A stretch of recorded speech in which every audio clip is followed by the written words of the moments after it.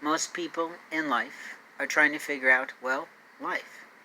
They're trying to figure out, how do I tell a child about difficult situations? How do I make a boy mind in a difficult situation?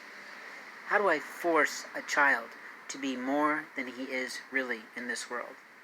The truth is that every child's soul is unique, and every child has a certain way to speak, and every child has a certain way to be heard, and every child has a certain way to, well, learn.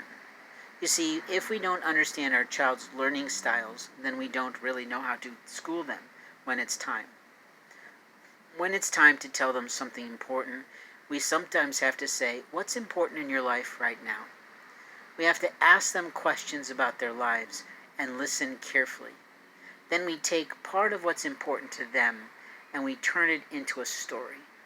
And then we say, so if I say this to you, what does it mean to you? And if I say that to you, what does that mean to you? And we figure out where they are in their mentality and their morality about life. You see, there's a lot of people who say they want to help someone.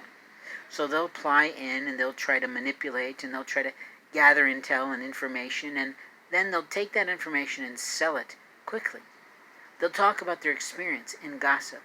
They'll give it out willy-nilly, or they'll get manipulated out of either love or hate or fear by someone else who's really not quite as dear as their actual biological parent. It's a real risk bringing someone into a disrupted family. Of course, a disrupted family is one where one of the parents has been derelict in their duty. Derelict in their duty means they've walked out on the relationship. They might have planned to do that from the get-go. They might have just been there to see if they could win something, and then they learned that they know that it's not going to work. People who do that usually play hard to get, and usually then the perpetrator of crime becomes the pursued of the one who's like, why won't they kiss me? The truth is that when you have to ask that question, it's not that they don't want to, it's that when they're gone, they don't miss you. You see, a person who really wants you will wait patiently a very long time, until you have grown, until you have gone, until you've gone through change, until you look different, until your clothes are different, until everything about you is the same and yet different. So when we're trying to explain to children why a parent is no longer with us, or why a new parent or a new potential partner is coming with us, we don't always have to say a lot.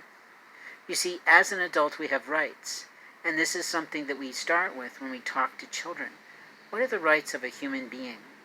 And we take them to a special document online to teach them the rules of the world. That special document is one of my favorite. It's called the Human Rights Declaration. It was put in place by the Roosevelts, and our nation is very much involved in the validation of that treaty all around the third world.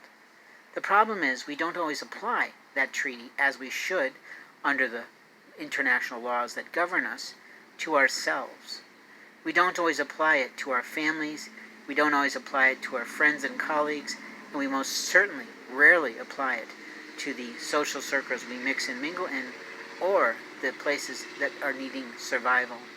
When I say that, I'm sort of falling asleep, but it is late at night and I am missing the one I love, and I'm trying to figure out how to help her to explain what love is. You see, love is gentle and love is kind, love is patient, and it never minds that people sometimes are imperfect.